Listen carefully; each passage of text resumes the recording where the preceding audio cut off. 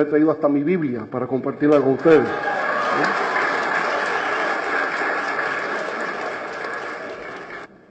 ¿Cómo empieza la historia de Moisés? La historia de Moisés empieza ante el hecho de que en Egipto, hacía ya años, hacía siglos, que vivía el pueblo hebreo, el pueblo de Israel. Y bueno, en Egipto, ellos, los hebreos, estaban en condición de esclavos, estaban en cautiverio, sometidos a la opresión del rey de Egipto que se llamaba Faraón.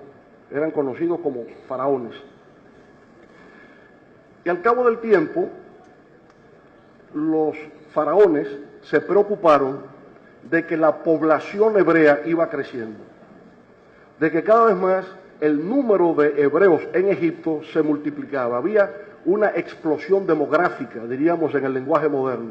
La población crecía constantemente y los egipcios se preocuparon de que si esa población seguía creciendo, los hebreos se iban a aliar a enemigos de Egipto e iban a derrotar al pueblo egipcio. Y por tanto el faraón dio una orden: no podemos permitir que ese pueblo siga creciendo en términos poblacionales, y la orden era entonces matar a todo varón que naciera. Y esa era la orden del faraón. Bueno, pues sobre esa base nació un niño, y ese niño de origen hebreo iba a ser muerto por el faraón. Y entonces sus padres decidieron ponerlo en una canastilla y colocarlo en el río Nilo, a ver qué pasaba. Y allí estaba cuando una joven ve esa canastilla, se acerca, lo recoge y descubre que es un niño. Cerca de esa joven que ve la canastilla y descubre que es un niño, está la hermana de ese niño que está en la canastilla. Y se le acerca a la joven y le dice: es un niño que está ahí, ¿verdad? La joven lo toma.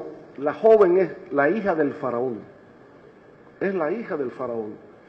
Y la hermana, que se llama María, le dice: mire, si usted quiere le buscaremos a una señora que puede cuidar a ese niño, que se lo cuide hasta que crezca. La hija del faraón no sabe que a quien ella le está refiriendo es a la propia madre del niño, a quien le van a poner de nombre Moisés, que significa el salvado de las aguas. Entonces, en efecto, toman a Moisés, el salvado de las aguas, y va a ser criado en la corte del faraón. O sea, ese niño va a crecer, se va a convertir en adulto en la corte del faraón. ¿Qué nos dice eso? Que Moisés va a recibir la mejor educación posible, porque va a convivir en la realeza, que va a tener una vida prácticamente de príncipe, porque él viene siendo como el hijo de la hija del faraón. Él es el nieto del faraón, es una especie de príncipe. Bueno, y ahí dura Moisés la primera etapa de su vida de 40 años, porque la vida de Moisés se va a dividir en 3 etapas de 40 años cada una. Estos primeros 40 años de su nacimiento, desarrollo, adultez, está ahí. Luego 40 años que vamos a ver que tendrá que ir al desierto, y luego del desierto cuando retorne a Egipto. Moisés vivió en total 120 años de edad. Estos primeros 40 años se las pasa ahí. Pero ocurre que un día Moisés sale y ve que un egipcio está maltratando a un hebreo. Él está viendo eso.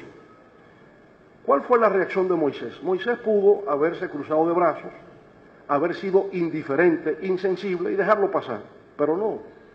Él lo que hizo fue que mató al egipcio. Moisés, cuando ve que el egipcio está maltratando a un hebreo, mata al egipcio y lo esconde en la arena. ¿Qué nos dice eso? La primera condición de liderazgo aparece aquí. ¿Cuál es? Asumir una causa. ¿Cuál fue la causa de Moisés? A pesar de haber sido criado en la casa de Faraón, su madre hebrea fue que lo crió. Por tanto, mantuvo lazos con el mundo hebreo y no aceptó la injusticia, no aceptó la humillación, no aceptó la arbitrariedad.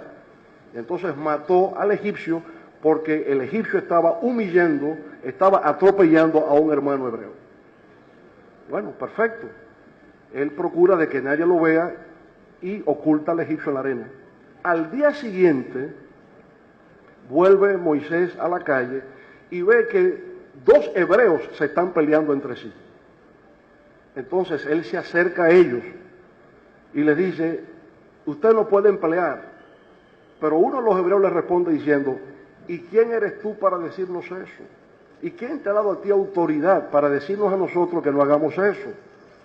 Si tú incluso mataste a un egipcio ayer, Moisés había creído que nadie lo había visto, pero como se ve por el relato, sí lo habían visto. Y cuando él se da cuenta que ya se sabe, porque los egipcios y los hebreos convivían unos al lado de los otros, cuando Moisés se da cuenta de que en efecto ya se sabe que él lo había matado al egipcio, tiene que salir entonces de Egipto hacia un pueblo que se llama Madián. Pero lo que quiero enfatizar es lo siguiente. La primera condición del liderazgo es asumir una causa. Moisés la asumió, matando al egipcio que humillaba o atropellaba a un hebreo. Para asumir esa causa, Moisés asumió un riesgo. El riesgo era que él vivía muy bien en la casa del faraón, lo trataban como un príncipe, pero él renunció a vivir bien para asumir la causa de lucha contra la injusticia y perdió el privilegio y tuvo que irse ahora al desierto, a un lugar llamado Madián. Pero cuando llega a Madián ocurre otro episodio que también va a revelar su personalidad, y es que hay unas 7 muchachas que están tratando de sacar agua de un pozo y se aparecen unos individuos que las maltratan y no permiten que esas jóvenes saquen el agua del pozo, y Moisés los echa. Defiende a las mujeres, lo que es interesante porque es una defensa del género femenino que él está haciendo frente al abuso masculino de la época. O sea que uno podría decir que Moisés es el primer defensor de los derechos de la mujer. Ya aparece ahí en Madián.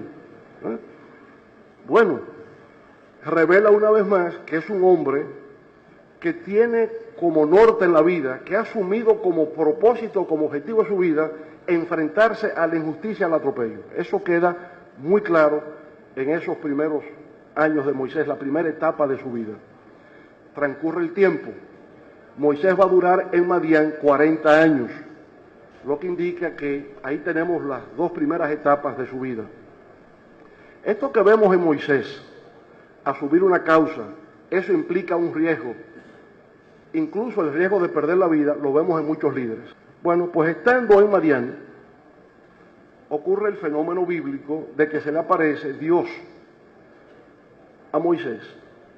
Se le aparece en una zarza, dice la Biblia, que es un árbol, y Dios se le aparece en forma de una columna de humo, y le llama, Moisés, Moisés, y Moisés le responde, y él se le presenta, es el único personaje hasta ese momento a quien Dios se le revela, y le dice, yo soy Dios que he venido a hablar contigo, y te vengo a encomiar una misión. La misión es que tú tienes que ir a Egipto y sacar al pueblo hebreo del cautiverio y llevarlo a la tierra prometida, que es la tierra de Canaán. Entonces Moisés se sorprende, pero usted dice que es Dios, ¿y cómo que usted se llama? Y entonces Dios en principio, que se le había aparecido antes a Abraham, pero no le dio su nombre. Y cuando Moisés se lo pregunta, él le responde, yo soy quien soy. Pero bueno, ¿cómo Moisés se va a aparecer a Egipto a decirle al faraón que soy quien soy, le dijo que sacara al pueblo hebreo del cautiverio? No le van a creer. Entonces le insistió, ¿cómo que usted se llama? Y él le responde, voy a revelarte a ti y a toda la especie humana para que se recuerde por los siglos que mi nombre es Yahvé, mi nombre es Jehová. Entonces, por vez primera, Dios revela su nombre a un mortal, en este caso a Moisés, para convencerlo de la misión de liberar al pueblo de Egipto. Entonces Moisés le dice, pero vamos a ver, empieza la duda. Y aquí le podemos llamar, tal vez como la primera etapa en la formación del liderazgo. El líder no se reconoce como líder, él no sabe que lo es. En el caso bíblico, por supuesto, siempre es la divinidad quien escoge al líder. Pero hagamos abstracción de la divinidad. él va a asumir la causa de convencer a Faraón de que hay que liberar al pueblo hebreo del cautiverio de los egipcios. Cuando Dios le propone, cuando Jehová le dice esto, Moisés duda. Le dice, pero ¿por qué yo? ¿Por qué usted me escoge a mí? Yo no sé ni hablar. Yo tengo problemas, que tengo torpeza en la lengua y tardo en hablar, como está dicho en la Biblia. Le dice, entonces Moisés respondió a Dios, ¿y quién soy yo para que vaya Faraón y saque de Egipto a los hijos de Israel? O sea, ¿quién soy yo? ¿Por qué yo? Hay mucha humildad en eso. Pero además le dice, y dijo Moisés, he aquí que llego yo a los hijos de Israel y les digo, el Dios de vuestros padres me ha enviado. Si ellos me preguntan, ¿y cuál es su nombre? ¿Qué les responderé? O sea, Moisés se está colocando en un sentido muy práctico. Usted me está mandando, ahora yo llego donde ellos y les digo, me han mandado aquí, voy a quedar de ridículo. Pero en el fondo es como una duda. Al propio Dios se le está expresando, mire, yo no soy la figura para hacer eso. La tercera duda, entonces Moisés respondió diciendo, he aquí que ellos no me creerán, ni oirán mi voz, porque dirán, ¿no te ha aparecido Jehová? Entonces, quieren saber cómo es que Jehová se ha aparecido y le ha dado esa encomienda. Y finalmente, entonces dijo Moisés a Jehová, ay Señor, nunca he sido hombre de fácil palabra, ni antes, ni desde que tú habías a tu siervo, ni desde que tú hablas a tu siervo, porque soy tardo en el habla y torpe de lengua. O sea, parece que Moisés era tartamudo, no podía articular bien. Entonces, fíjense esto, primero, porque yo. Segundo, cuando yo vaya, ¿cómo me presento? Tercero, yo no soy la persona adecuada porque yo no sé ni hablar, yo tengo problemas en el hablar, que parece, es lo que dicen algunos estudiosos, que esa incapacidad para articular se le desarrolló en los 40 años que estuve en Madián, porque casi no hablaba con nadie, estaba siempre solitario en el pastoreo de ovejas. Bueno, entonces ahí tenemos la primera parte, la primera fase de lo que le pasa al líder. El líder no se reconoce. O sea, ¿por qué yo? ¿Por qué tengo yo que asumir ese riesgo? ¿Por qué tengo yo que hacer esa causa? Yo no tengo cualidades para eso. Bueno, pues entonces Jehová, Yahvé, le va a decir, mire, yo te voy a dar el poder para eso. Y le saca una vara, la vara que él lleva, y le dice, mira el poder, la vara, la tira, y la vara se convierte en una serpiente, en una culebra. Y entonces Moisés se sorprende a ver aquello de que es el poder de Jehová, el poder de Dios el que está allí. Y cuando toca la vara, cuando toca la culebra, vuelve y se convierte en una vara. Entonces le dice, ve con eso donde Faraón, vuelve a Egipto con eso. Y tú le dices al Faraón que deje salir al pueblo hebreo, que lo deje salir. Ahora te advierto que el corazón de Faraón se va a endurecer. Y por lo tanto, cuando tú le digas eso, él no va a responder positivamente, él no va a dejar salir al pueblo. Tú tienes que continuar. Aquí viene la segunda cualidad del líder, la perseverancia. Tú le vas a decir eso, pero su corazón se va a endurecer.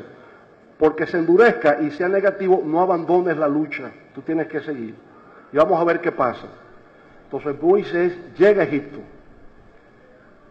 Cuando llega a Egipto, su hermano Aarón lo espera. Porque Dios le dijo, como tú no puedes hablar, Aarón, tu hermano, te va a servir de portavoz. O sea, Moisés va a tener un relacionador público, que es Aarón, que le va a servir de portavoz ante Faraón. Pero tampoco Moisés y su hermano Aarón pueden presentarse ellos directamente ante Faraón, porque atento a qué. Tienen que reunirse con el grupo de poder de los hebreos, que es el Consejo de Ancianos.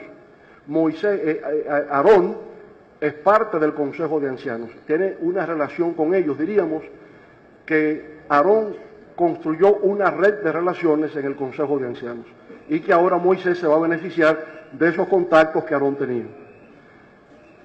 Moisés, a través de Aarón, convence a los ancianos de esa misión que Jehová le ha encomendado. Convencidos, entonces van donde Faraón y le dicen a Faraón que tiene que dejar que el pueblo hebreo salga al desierto por 3 días para honrar a Dios. Y Faraón como que medio se burla de ellos, pero ¿y ustedes quiénes son para venir a decirme eso a mí? O sea, medio se burla.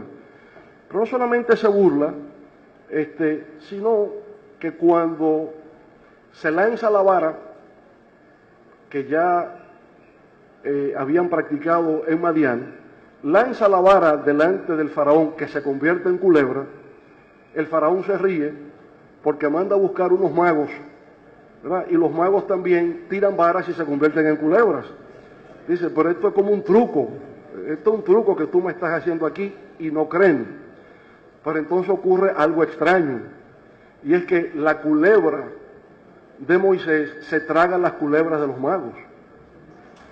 Y entonces, bueno, ya no es que los magos convierten culebras en varas, sino que la vara de Moisés, convertida en culebra, se traga las otras culebras, hay algo superior.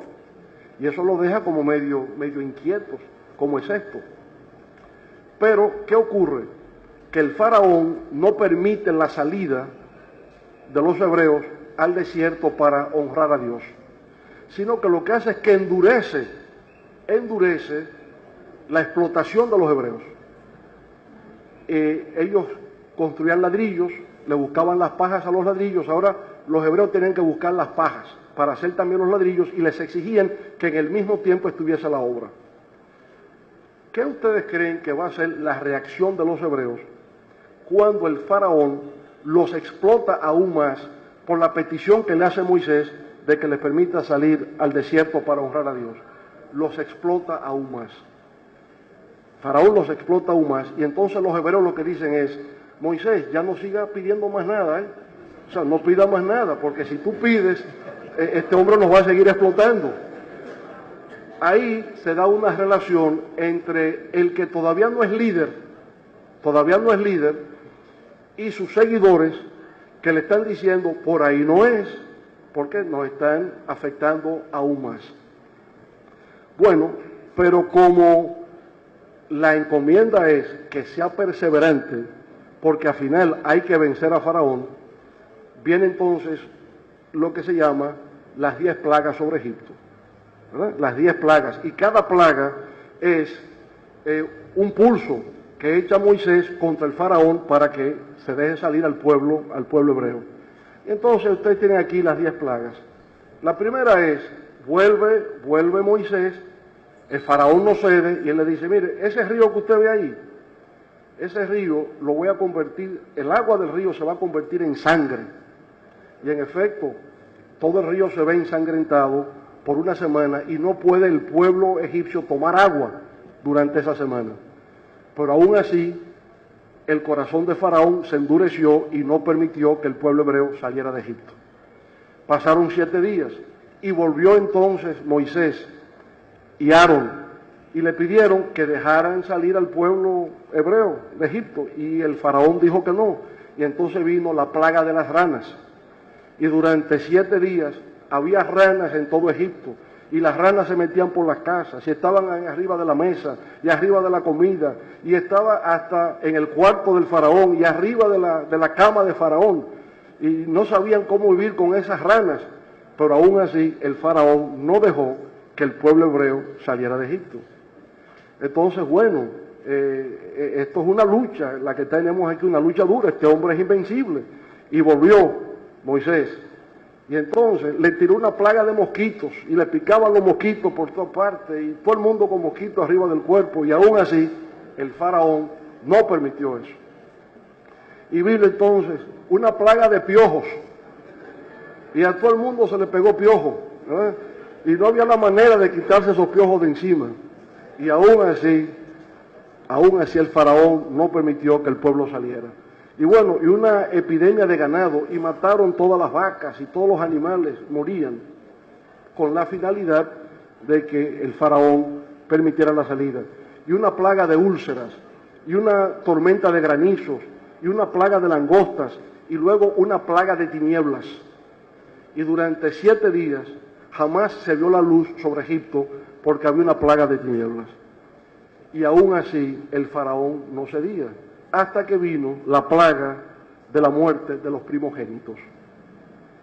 Y cuando venía esa plaga, entonces el faraón, ya temeroso, ¿verdad?, de todo lo que había acontecido, porque obviamente la credibilidad de Moisés va creciendo, porque le dice, bueno, es una plaga de sangre, como que no me creen mucho, pero cuando viene la plaga de ranas y la plaga de mosquitos, cada vez se va escalando más de que Moisés tiene un poder, y por tanto su credibilidad frente al faraón va creciendo, porque cada una de estas plagas solamente afecta a los egipcios, no afecta a los hebreos. Los hebreos que están ahí no les afecta la plaga de úlceras, ni la plaga de piojos. Ningún hebreo tenía piojos, los piojos eran para los egipcios. Entonces, la credibilidad de Moisés frente a los hebreos crece. Al final, entonces, ya tiene que ceder Faraón y permitir que el pueblo salga. Pero cuando sale, cuando ya el pueblo hebreo sale de Egipto, se encuentran con el primer problema. Y es que aunque Faraón dijo que sí, que salieran, el ejército egipcio fue detrás de los hebreos a perseguirlos para matarlos. Y entonces, ahí viene que, protegidos por Dios, van a cruzar el Mar Rojo. Y el Mar Rojo se abre. Y los hebreos pasan en seco el Mar Rojo hasta llegar del lado del desierto. Y cuando el ejército egipcio intenta también cruzar el mar que está abierto, entonces antes de llegar al otro lado el mar se cierra y el ejército egipcio fue completamente destruido. Ahora bien, uno se pregunta lo siguiente: se quiere mayor demostración de poder. 10 plagas. Logré vencer a Faraón para que permitiera la salida del pueblo hebreo. Perseguido, se abre el Mar Rojo, o sea, una cosa inconcebible de que el mar se abriera, cruzamos, ya estamos del otro lado. Yo supongo que con esas demostraciones ya no hay que dar más pruebas de que usted tiene un poder y de que es un líder y que hay que respetarlo.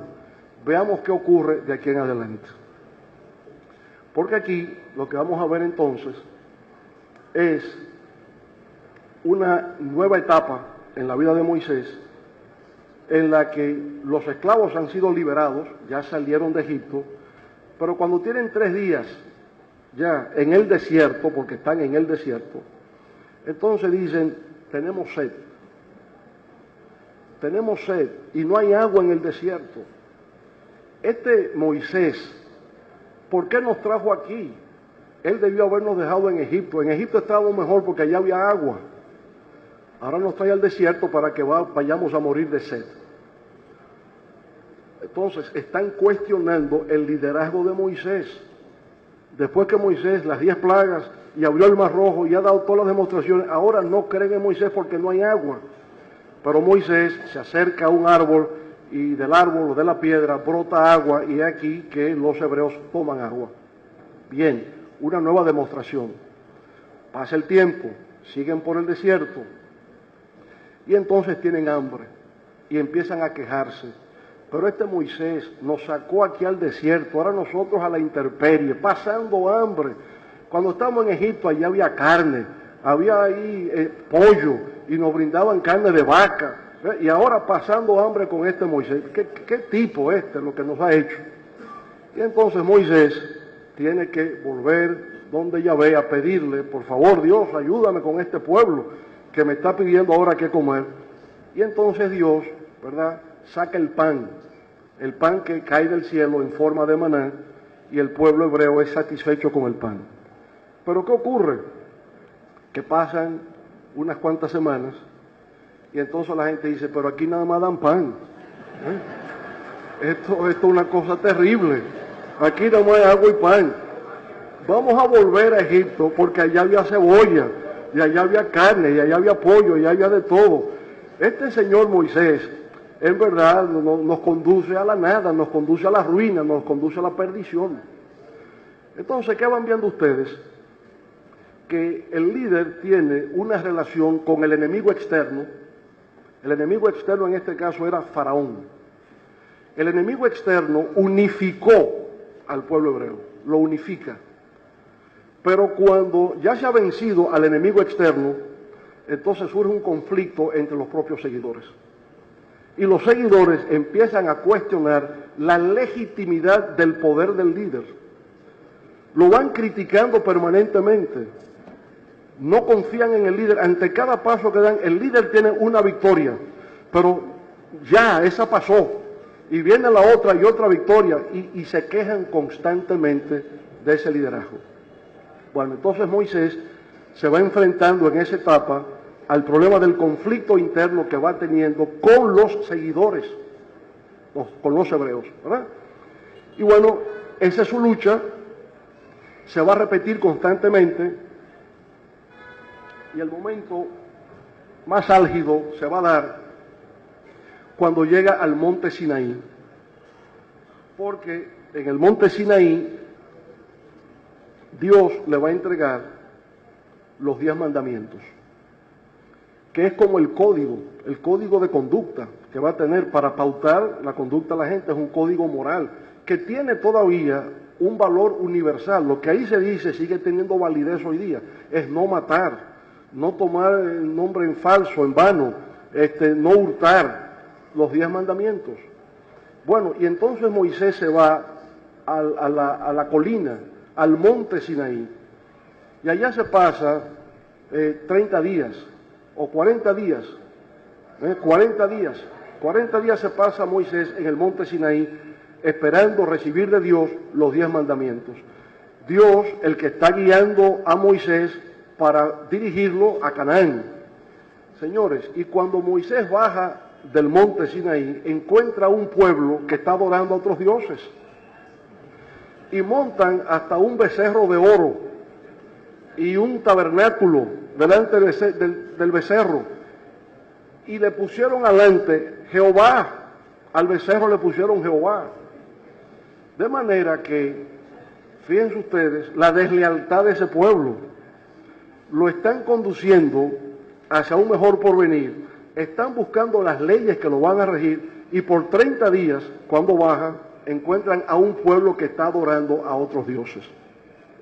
Lo peor del caso es que en eso participa nada más y nada menos que el hermano de Moisés, Aarón. Aarón es el primero que se suma a la idea de hacer el becerro de oro.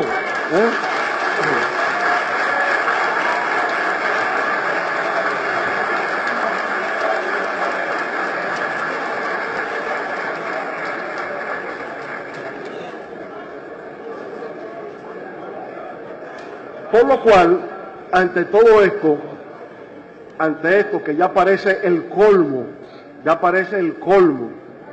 Dios se irrita, Jehová se irrita y quiere incluso destruir al pueblo hebreo. Es el momento de mayor enojo que Dios jamás va a sentir. Y dice que va a destruir al pueblo de Israel, que no merece su misericordia. Entonces Moisés intercede. No sé si tenemos las palabras de Moisés acá, donde él intercede. Entonces, oigan esto, frente a eso, ahora, pues déjame que se encienda mi ira en ellos, la ira de Dios. Deja que se encienda mi ira en ellos y los consuma. Y de ti, de Moisés, haré una nación grande. Entonces Moisés oró en presencia de Jehová y dijo: oh Jehová, ¿por qué se encenderá tu furor contra tu pueblo que tú sacaste de la tierra de Egipto? Vuélvete del ardor de tu ira y arrepiéntete de este mal contra tu pueblo. Y dijo Jehová a Moisés: ¿hasta cuándo me ha de irritar este pueblo? ¿Hasta cuándo no me creerán? Si he hecho todo y aún no me creen.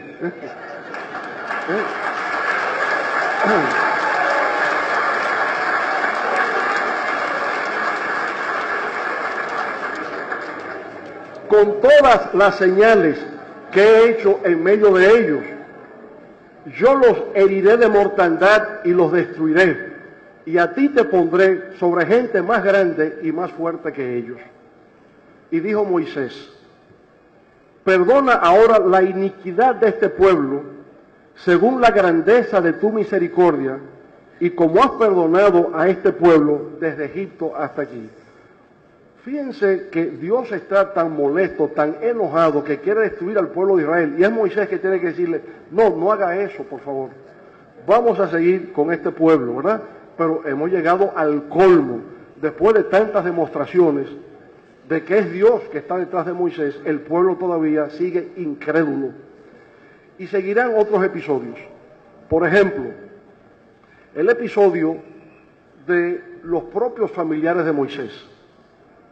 María, que fue la que le salvó en las aguas y se la pasó a la hija de Faraón, y Aarón, en un momento dado están conspirando contra Moisés. Los dos hermanos, el hermano y la hermana, conspirando contra Moisés. Y dicen lo siguiente: María y Aarón hablaron contra Moisés a causa de la mujer cusita que había tomado, la esposa de Moisés, la hija de Jetro, cuando él estaba en Madián. Porque él había tomado mujer cusita. Cusita es que vive en el norte de África y no en tierra del Medio Oriente, ¿no? En esa época. Y dijeron, que esto es lo importante aquí, es decir, le están criticando a la mujer a Moisés. Moisés se casó con una tipa por ahí, una cusita, ¿verdad? Y entonces dicen, y dijeron: solamente por Moisés ha hablado Jehová, ¿no ha hablado también por nosotros? Es decir, están celosos de Moisés, porque dicen, solamente por Moisés habló Jehová y nosotros no, si nosotros somos hermanos de Jehová, hermanos de Moisés.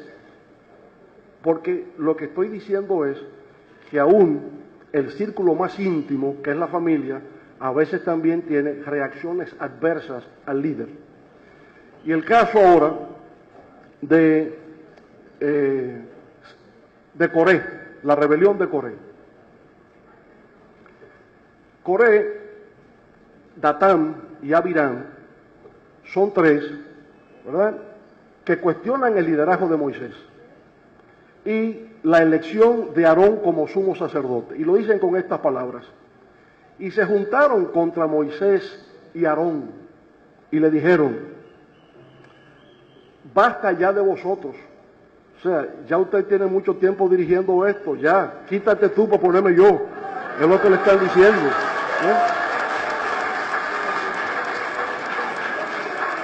Es decir, Coré se juntaron contra Moisés y Aarón y le dijeron: basta ya de vosotros, porque toda la congregación, todos ellos son santos, y en medio de ellos está Jehová. ¿Por qué pues os levantáis vosotros sobre la congregación de Jehová? Por lo cual quiero decirles, nosotros somos iguales que ustedes. Ya basta de ustedes, ya den el paso a nosotros, que ahora me toca a mí. Es lo que le están diciendo. Bueno, pero ¿qué pasó con esto? ¿Cómo lo interpretó Dios? ¿Cómo lo interpretó Jehová? Lo interpretó como una deslealtad, como un acto de traición. Y lo que ocurrió entonces fue: entonces habló Jehová a Moisés diciendo: habla a la congregación y diles: apartaos de en derredor de la tienda de Coré, Datán y Abiram. Y fíjense lo que pasó con ellos. Abrió la tierra su boca y los tragó a ellos, a sus casas, a todos los hombres de Coré y a todos sus bienes. Y ellos, con todo lo que tenían, descendieron vivos al Seol, al infierno, y los cubrió la tierra, y perecieron de en medio de la congregación. Y también salió fuego delante de Jehová, y consumió a los 250 hombres que ofrecieron el incienso. Es decir, que frente a esa traición de Coré, de Datán y Abiram, Dios los castigó, abriendo la tierra se los tragó, y a los 250 que le seguían a ellos también perecieron en esas condiciones. Bueno, ¿qué ocurre? Que llegamos a la parte final, esta cuarta fase, ¿verdad?, de la vida de Moisés, en la que el líder, que necesita tener una visión, saber hacia dónde es que vamos, tiene que saber hacia dónde conduce al pueblo, y el pueblo está siendo conducido a la tierra prometida. La tierra prometida es la tierra de Canaán, actualmente Palestina.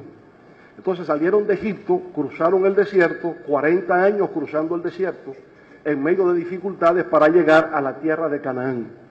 Cuando ya están llegando, Moisés entonces crea una comisión que estará integrada por cada uno de las tribus de Israel. Las tribus son 12, las 12 tribus de Israel. Entonces él va a escoger un representante de cada tribu, lo que indica que Moisés tenía el sentido de equilibrio, de balance de una organización. Había uno de cada tribu. No cogió a 6 de una tribu y repartió los otros.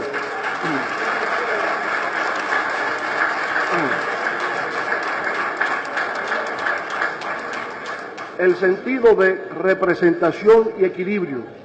Escoge uno de cada tribu. ¿Con qué finalidad? De que puedan ir a Canaán, se vayan adelante, para presentar un informe acerca de las condiciones del terreno para ver si el pueblo hebreo puede entrar. Estos 12 van, recorren todo Canaán y vuelven con un informe. Y en el informe crean el pesimismo y dicen, no podemos ir a Canaán, la tierra prometida, eso no existe, porque ahí hay unos gigantes y unos tipos que son fuertes, y tan pronto entremos nos van a desbaratar a todos, nos van a destruir. Y no es posible, eso es un mito, eso es falso, la tierra prometida no existe. Y ya están al borde de llegar, solamente 2 se oponen a eso, Caleb y Josué.